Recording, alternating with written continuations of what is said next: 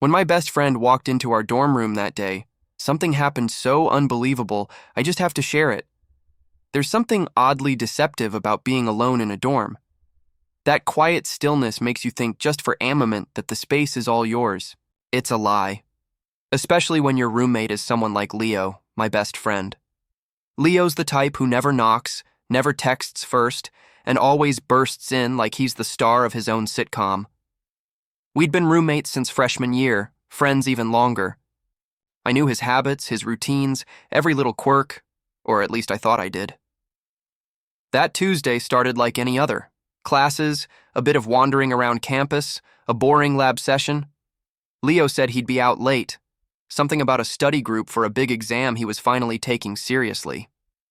When he left, backpack over one shoulder, he tossed out a casual "don't wait up" like it didn't matter. So, with the dorm all to myself, I did what anyone would do when they get a rare moment of peace. I got comfortable. Like, really comfortable. Lights low, music soft, just relaxing and enjoying the quiet.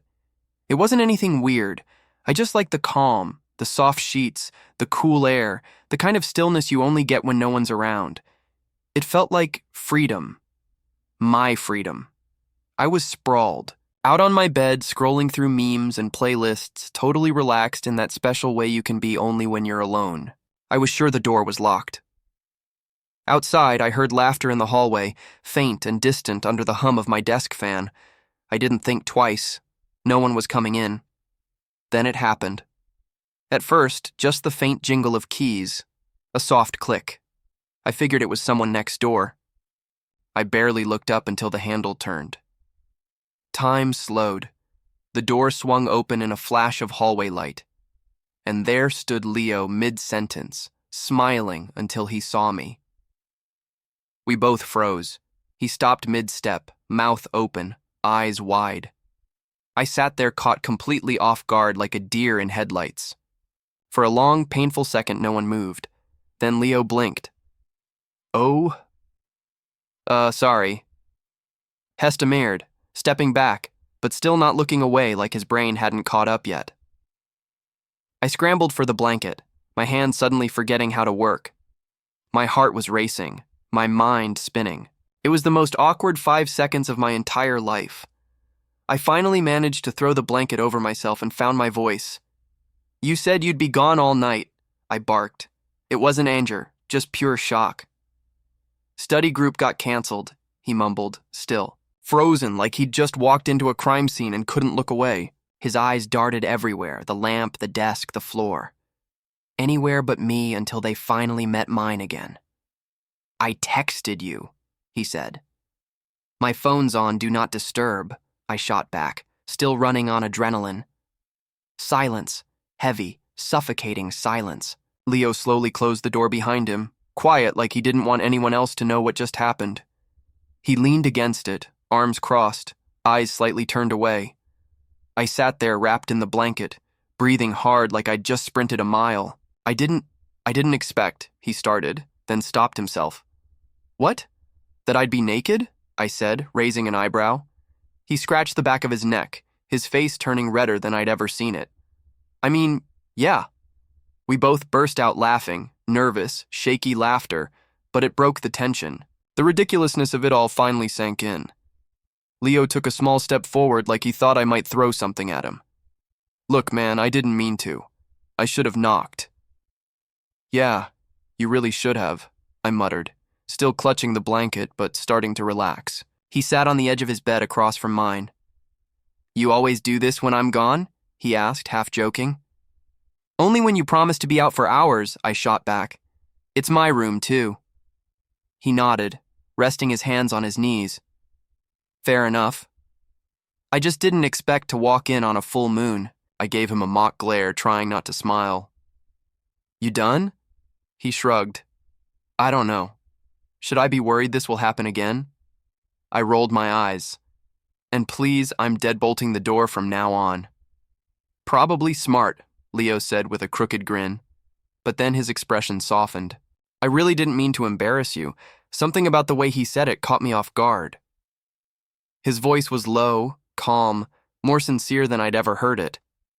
Usually Leo would make a joke and move on, but not this time. I'm fine, I said quietly. Really? Just caught off guard? He asked. I nodded, though my chest still felt tight. Yeah, me too, he said after a pause. But the way he said it didn't sound like he was just talking about walking in on me. There was something else there, something unspoken, heavy in the air between us. And that's when it hit me. Maybe it wasn't just embarrassment I was feeling. Maybe in some strange, confusing way. Part of me didn't mind being seen, but I wasn't ready to unpack that yet. Anyway, I said, clearing my throat and shifting under the blanket. Next time your plans change, maybe send a warning text. Leo smiled again, but there was something different in his eyes this time. Something I couldn't quite read. Yeah, he said softly. Next time, I said, but he didn't move. Didn't grab his books. Didn't act like we could just rewind to how things were before.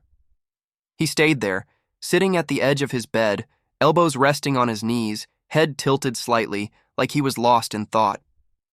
His eyes kept flicking over to me. Quick, subtle glances, then darting away again like he couldn't help it. And me? I just sat there, half wrapped in the blanket, like it could somehow shield me from everything that had just happened. But deep down, I knew it wasn't just about being exposed. It was about being seen. Really seen. There had been a look on his face when he walked in just for a second, but it burned itself into my mind. I mean, he started after what felt like forever. It's not like I haven't seen you shirtless before. I raised an eyebrow, my voice dry. Yeah, but there's a pretty big difference between shirtless and, completely unprepared. He let out a quiet laugh, soft, not teasing, not even amused. More like he was still processing everything. True, he said. Still, it's not like I'm traumatized or anything. I'd hope not, I replied. Then he added almost under his breath, You looked comfortable. That word lingered between us. Comfortable. It shouldn't have meant anything, but the way he said it, low, thoughtful, made something shift inside me. I guess I was, I answered carefully. Didn't think I'd be interrupted. He nodded slowly. You usually that comfortable just being. Like that?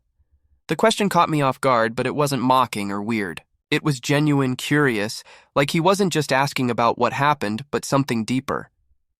I hesitated, trying to find words that didn't cross whatever invisible line we were suddenly walking. I don't know, I said finally.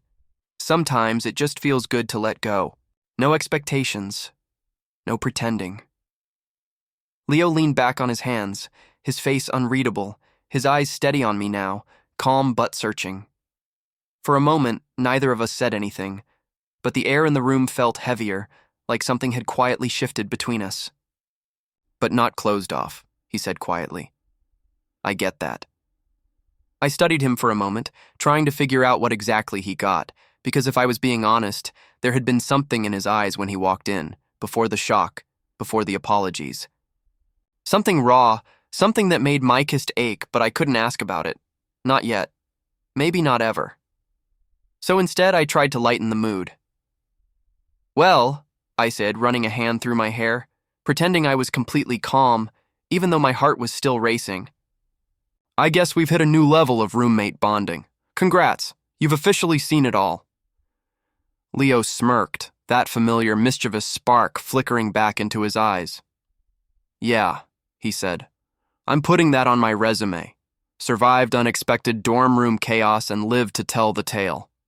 I couldn't help but laugh, even though the tension didn't fully fade.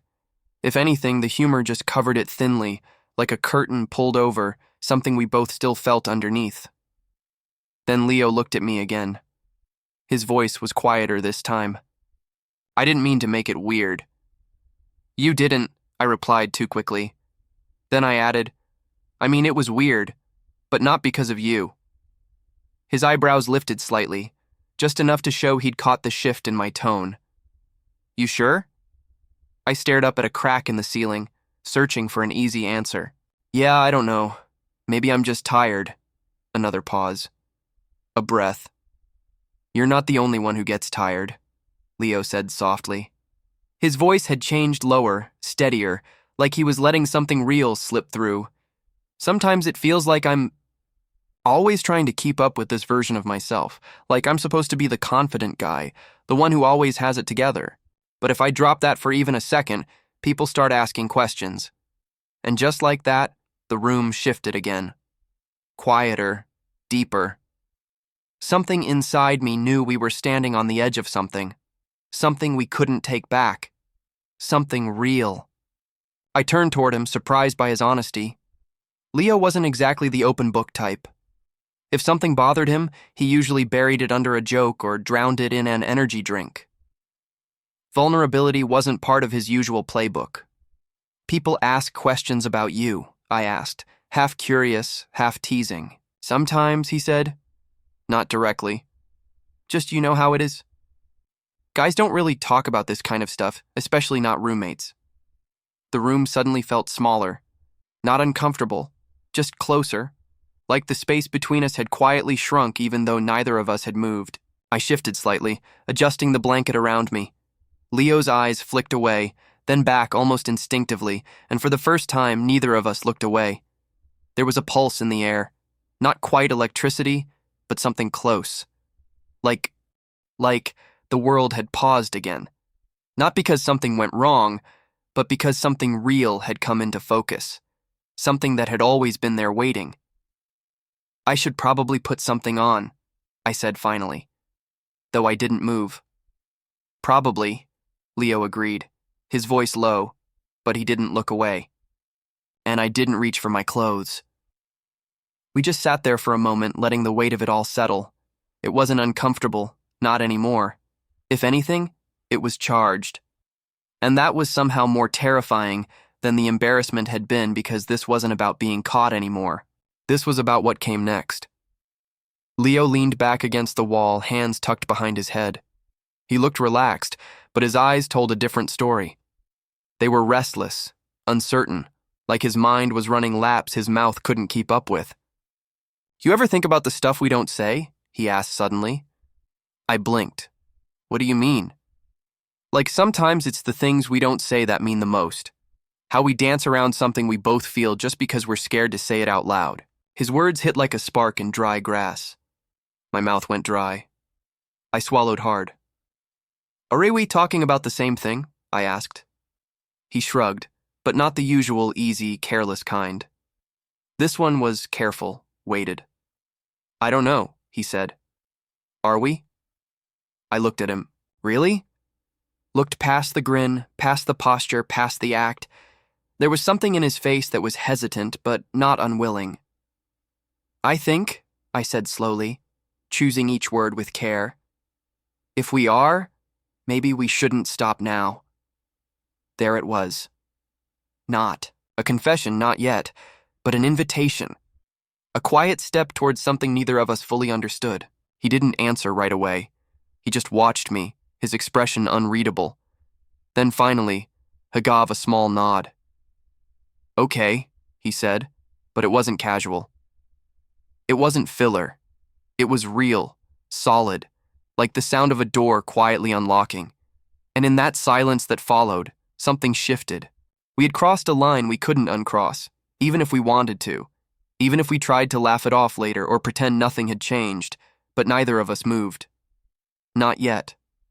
The quiet between us felt heavy, fragile, like one wrong word could make it all crumble. I adjusted the blanket around me, not to hide, but just to give my hand something to do, something to hold on to while my heart raced in my chest. Across from me. Leo still sat with his arms behind his head, trying to look calm, but I could see right through it. His eyes were too focused, too sharp. He wasn't calm. He was waiting. I cleared my throat, hoping the sound would pull us both back to earth.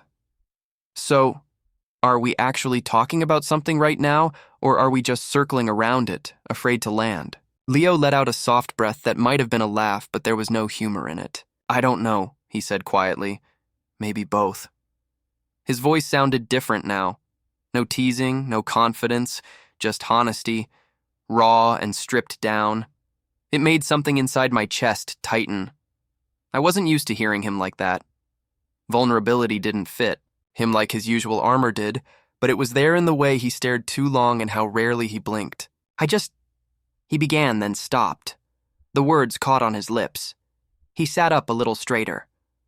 I didn't mean to walk in on you. That part was pure luck. Yeah. Well, I said softly.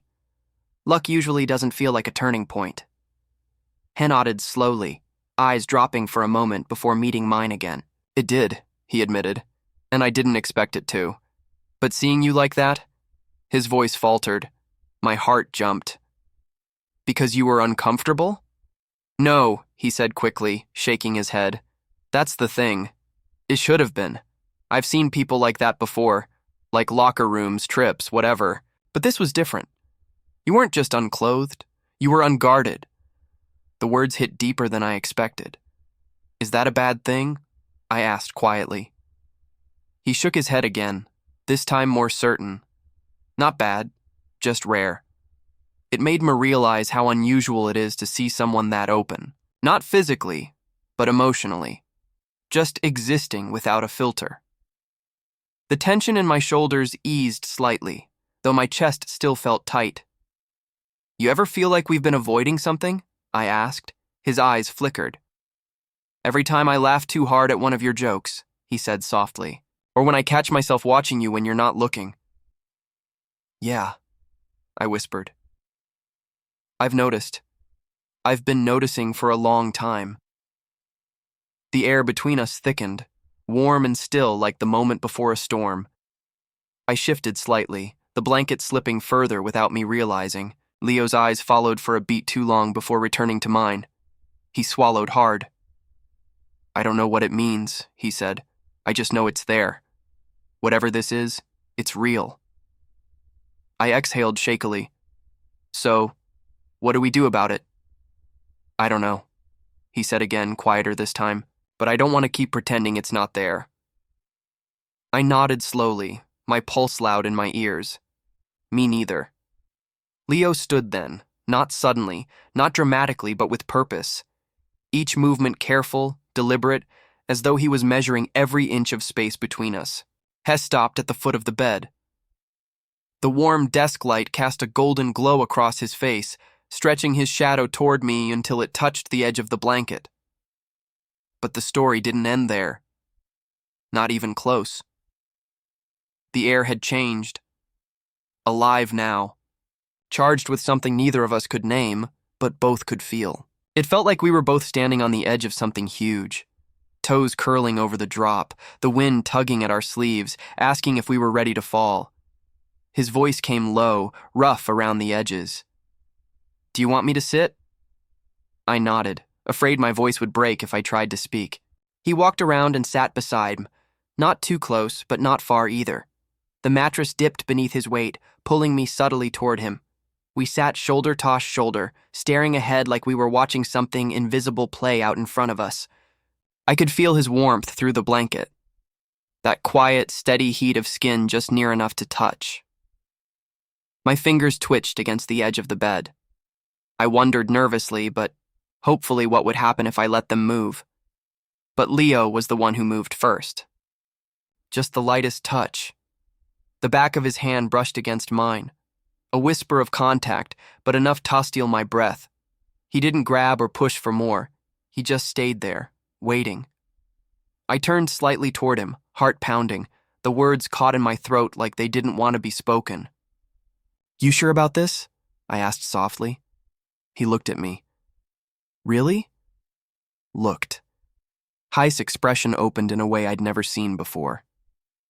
No, he said quietly, but I want to be. That honesty undid something inside me. The space between us seemed to shrink. Not because we moved, but because the moment pulled us closer. Breath to breath, heartbeat to heartbeat, silent permission between us. Still, we hadn't crossed the line. Not yet, but we were close now. So close it felt real enough to touch. His fingers brushed mine again, this time curling slightly. A test. An invitation. I let mine respond just enough to meet his.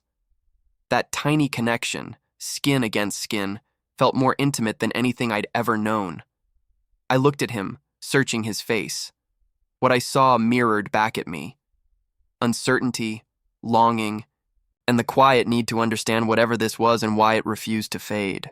Neither of us moved, but everything between us trembled on the edge of motion. Our hands stayed there, not fully held, not fully apart, resting in that quiet agreement neither of us dared to break. The tension between us felt alive, pulsing in the air like static before a storm. His thumb brushed slowly across my hand, back and forth, barely there, but enough to send a shiver through me. I wasn't even sure if I was breathing, and if I was, it didn't feel like enough. The silence wasn't heavy anymore. It felt expectant, like the world was holding its breath with us. It felt like the room itself was waiting for one of us to tip the balance. Leo turned his head slightly, and I felt the warmth of his gaze before I even met it. His eyes weren't playful anymore, and they weren't cautious either. They were searching, trying to read something buried just beneath my skin. When I didn't pull away, when I let my hand stay in his, the corner of his mouth lifted slightly. Not a full smile, just a flicker of understanding. Maybe relief. "I don't know what happens if we do this," he said, voice low and steady. "But I know I won't forget how it felt if we don't." His words sent a shiver through me, not because they were dramatic, but because they were honest.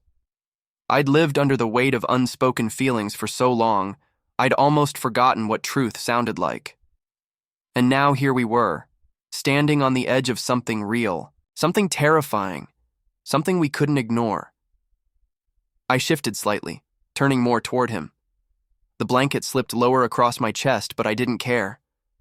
Leo's eyes followed the movement for a heartbeat, then flicked back to mine, gaze heavy with tension like the air itself might snap between us. "Have you ever thought about it before?" I asked softly. "Not just tonight." "You mean us?" He hesitated. Not because he didn't know, but because it mattered.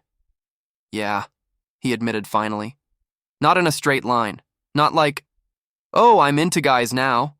It was more like you. You were the exception I kept trying not to make.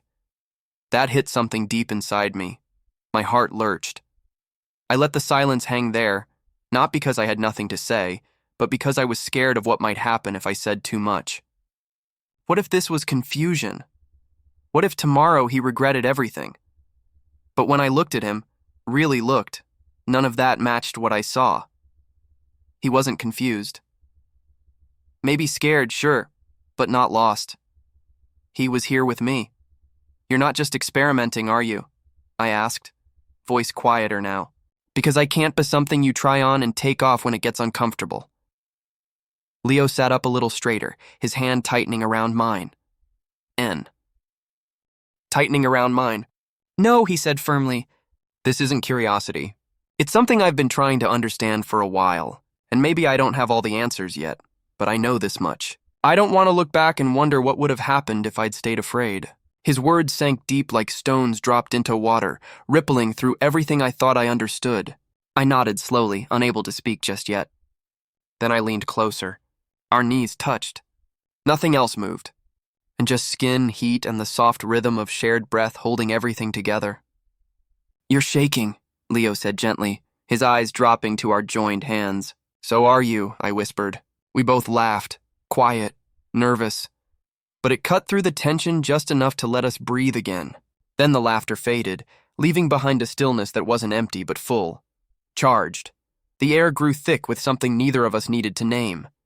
Leo's free hand lifted, hesitating for a moment before his fingers brushed lightly against my jaw. The touch was careful, like he was waiting for me to topple away. I didn't. I leaned into it just enough to let him know I was still there. His thumb traced a slow path along my cheek, his eyes locked on mine. And in that quiet, something shifted, deep and irreversible. We weren't just friends anymore. Whatever this was, it had already changed us. "I keep thinking," he said quietly, voice trembling, "that if I get any closer, everything might change." "It already has," I whispered. "You just haven't caught up to it yet." That seemed to undo him. His breath hitched, and for a long moment we just sat there, close enough to feel each other's warmth, close enough that words no longer mattered. When he leaned forward, it wasn't sudden. It was slow, deliberate, like crossing a line we'd both drawn 1,000 times, but could never quite erase. The space between us disappeared until our foreheads touched, until the only sound was the quiet rhythm of shared breathing. And then softly the world stilled. Whatever this was, fragile, new, terrifying, but it was real. And for the first time, neither of us wanted to hide from it. This was real. And when the space between us disappeared, everything else seemed to fall away. The noise of the hallway, the hum of the fan, even the weight of our own hesitation. It wasn't sudden or reckless. It was slow, deliberate, like something we'd both been holding back for far too long. Leo's breath brushed against mine, soft and uneven. My chest tightened, every heartbeat echoing louder than the last. His hand rested at my side, uncertain at first, but steady once I didn't move away. The warmth of his touch felt grounding, like an answer I hadn't realized I'd been waiting for. He pulled back just enough to meet my eyes, his voice low, careful. "This okay?" I nodded, but it came out more like a breath than a word. I needed him to know this wasn't confusion or chance. This was something I'd carried quietly for longer than I could admit. "It's more than okay," I whispered, my voice shaking, but sure. Something in his expression softened. Then the tension in his shoulders eased, and the quiet between us shifted deeper, calmer, heavier with meaning. Leo leaned closer again, our foreheads touching, both of us caught in that fragile space where everything was still new, but already felt inevitable. For the first time, it didn't feel like a mistake or a secret. It just felt right. I just stared, trying to steady my breath, taking in the raw emotion in the way he looked at me, like he was seeing something fragile, something he didn't quite believe was real. There was a trembling honesty in his eyes, a kind of awe that made my chest ache. He was beautiful, not just in the way the light caught his skin, but in the way he seemed to hold himself, half afraid, half hopeful. "I can't believe this is happening," he whispered, his voice breaking around the words. "You're not dreaming," I murmured back, my hand finding his, fingers locking like they'd always known where to go. The air between us grew heavy, charged with everything we'd never said out loud. When he kissed me again, it wasn't soft. It was full of everything we'd kept buried for years. Every touch spoke louder than words. His hand brushed mine, then my face, tracing the lines there like he was memorizing a story he'd only just been brave enough to read. The closeness was dizzying, not because of desire alone, but because of the weight of it, the meaning, the surrender. The world seemed to fall away until it was just us, the sound of our breathing, the warmth between us, the quiet rhythm of hearts learning each other's language for the first time. Every moment carried its own kind of electricity, but it wasn't reckless. It was tender, grounding, sacred. When our eyes met again, everything stilled. His expression was unguarded. All walls gone, all fear stripped away. This wasn't confusion or impulse. It was truth, something real, something rare, something that had been waiting quietly for its chance to exist. That unstoppable pull between us, the one we'd both tried to ignore for years, finally came undone. He held my face in his hands and kissed me like the world had gone silent, like nothing else existed beyond this heartbeat. For a moment, it was too much, too, and I felt tears prick my eyes. Then everything stilled. Wes stopped speaking because there weren't any words left, just breath and the soft rhythm of two people finally letting go. We didn't rush it. We didn't stumble. We simply existed. Close, connected, honest in a way we'd never allowed ourselves to be before. It felt raw, unguarded, like falling, but safely knowing someone would be there to catch you. By the time we lay there, quiet and spent from emotion rather than exhaustion, something deep inside me had shifted. Not broken, not lost, just realigned like everything had quietly clicked into place. Morning light filtered through the blinds, painting gold across Leo's shoulders. He was there beside me, calm and still, his breathing even. For a moment, I just watched him, the rise and fall of his chest, the way the sunlight caught the edge of his smile and it hit me. This wasn't a dream. We'd crossed a line we could never uncross, and somehow that didn't feel frightening. When I shifted, his eyes fluttered open, soft and hazy until they found mine. Then he smiled, slow, sleepy, and completely unguarded. "Hey," he murmured. "Hey," I whispered back. He slid an arm around my waist like he'd always meant to. "What time is it?" he asked, voice rough with sleep. "No idea," I said. "Don't care." He laughed quietly, eyes crinkling the way they always did when he was happy. We lay there in silence, not awkward, just peaceful. I kept waiting for panic, for regret, but it never came. Only warmth, quiet and steady. I meant everything last night, he said softly. None of it was just in the moment. My heart stuttered. Yeah, he nodded. I don't know what this is yet, but I don't want to pretend it didn't happen. Relief washed through me like sunlight breaking through clouds. Me either. He leaned in and pressed his forehead against mine. A soft promise in the space between us. We'll figure it out, right? I nodded. We would. There were still 1,000 questions waiting outside that room, but none of them felt impossible anymore. Not with the way he looked at me. Not with the way his fingers laced through mine, like they'd been waiting their whole lives to fit there. We weren't just best friends now. We were something more. Not perfect, not labeled, but real. And whatever this was, we'd build it one morning at a time.